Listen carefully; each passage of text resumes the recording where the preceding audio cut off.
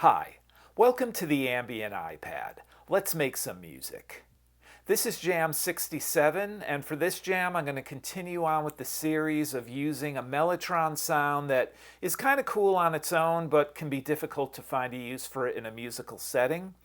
For this jam I'll be using the Mark I Harpsichord brass split. I'll send that through SpaceFields to create a big soundscape. I've got Hammerhead from Bram Bos for some drums, and I'll use a couple of arpeggiated lines using Magellan 2, which is a synth app. I've never used that before. I'll also use on the Mellotron the M400 8-voice choir, maybe the boys choir, and for a solo instrument I'll use the trumpet from the Mellotron Mark I. The signal chain is the Mellotron M4000D Mini. Its master mono analog output goes into a Focusrite Scarlett 18i8 interface, which is behind me. That communicates back and forth with the iPad Pro through a USB-C hub that also lets me power the iPad Pro at the same time. So I'm using Imaginando's effects, DLYM, DLYM, which is really just a modulation app. I'll be using a phaser and a ring modulator. I've also got K7D, which is a tape delay. I've got two sets of those effects going, one for Hammerhead, the drums, and one just for the Mellotron. So I'll open those up so you can see what those settings are. And of course I'm using Spatializer just to make the stereo field just a little bigger. So let me play the Mark I Harpsichord brass split so you can hear that, and then I'll play the other Mellotron sounds as well. Just going to keep all the effects on.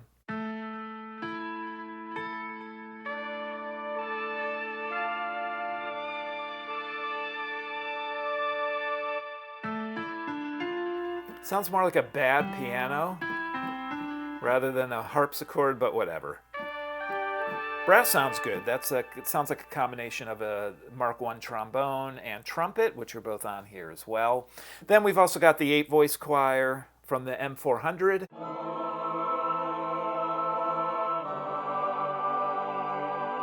So I'm sending the Mellotron through the DLYM from Imaginando phaser. You can really hear that on the vocals, voices, choirs.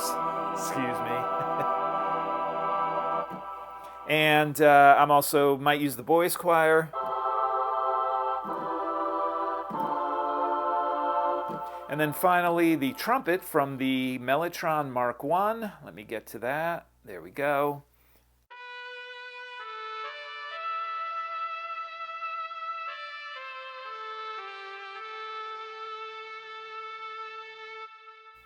So that's the Mellotron side of the house that we'll be using for this jam. Let me turn on Hammerhead so you can hear that. I'm sending that through pretty much just delay M, DLYM. And I'm using a slow ring modulator, and you'll hear it just makes the drum sound pretty metallic. So let me open up this. I've got two patterns I've created. I'll go back and forth between them.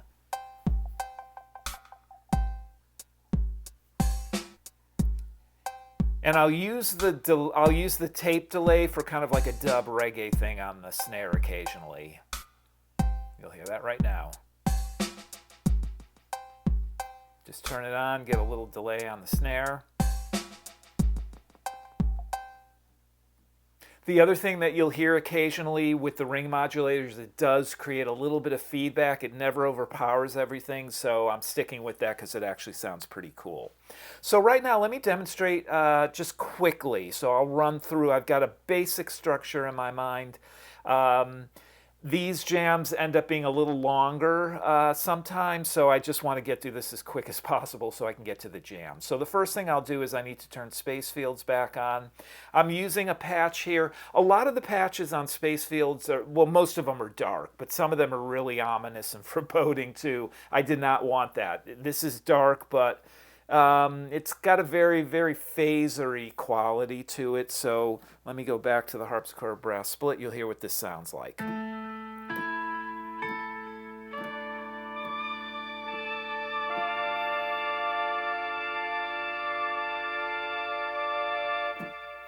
So the loop, so it stops, now it's plays the loop. If I play something else, it would replace the loop that's here, sends it through a series of filters, there's a reverb, some delay, pitching, there's just a lot of different stuff in here that you can work with. But as you hear, it completely transforms the sound. And you can cut off that initial bit in the mix so that it's just starting with the soundscape. So I need to turn off the input for the Mellotron for this, or it'll just keep going. And then I would do, let me go back to the M400 choir, because I bring this in essentially over this.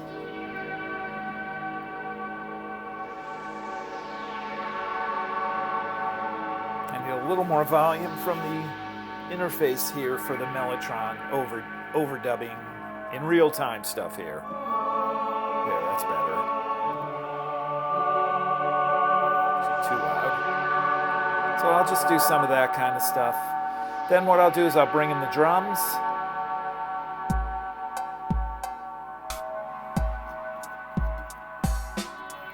Fade out SpaceFields probably. Again, I'm doing this way quicker than I'll do it during the jam, just in the interest of time. Okay, you hear that little feedback there? If you're on headphones, you can hear it.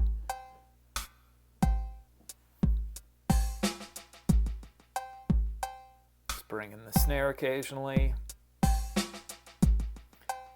Then I want to bring Magellan in.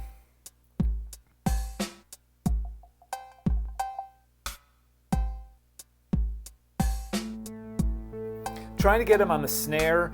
I don't know Magellan 2 enough. I got to get into it because while the arpeggiator is definitely using the tempo that's set, it doesn't seem to be following 8 Matrix's clock. So I really got to get it on the beat. If I get it on the beat, then we're okay. It does kind of drift a little. I mean, it's kind of cool. It's got that analog quality to it, but if I don't hit it right, it just sounds out of time. And then there's a second one. I got to do the same thing. A little more of a melodic arpeggiator. Close enough here. Through trial and error, I wanted to make sure I got that right. Trying to get it on the beat. One of them would be off. It actually was kind of a cool sound because it would make the drums sound like they were really dragging, but I discovered through trial and error that if I start them on the snare, everything seems to go okay. And you can hear that, again, that feedback comes in occasionally. And then tenor sax. Oops. Let me go to the, I want to go to the trumpet here.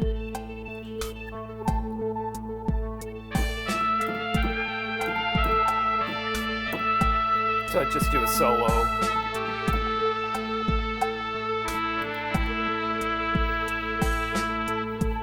Let me switch this back to the choir, voice choir, so I can tell you how I'll do the outro on this. Okay, so that's going. What I would do now is I'd bring back in SpaceFields again. This will evolve a lot more organically than what I'm doing now. Then I'd probably fade out Hammerhead, then fade out one of the Magellan 2s, the other Magellan 2. It's like speed ambient. And then I would do the boys choir over this.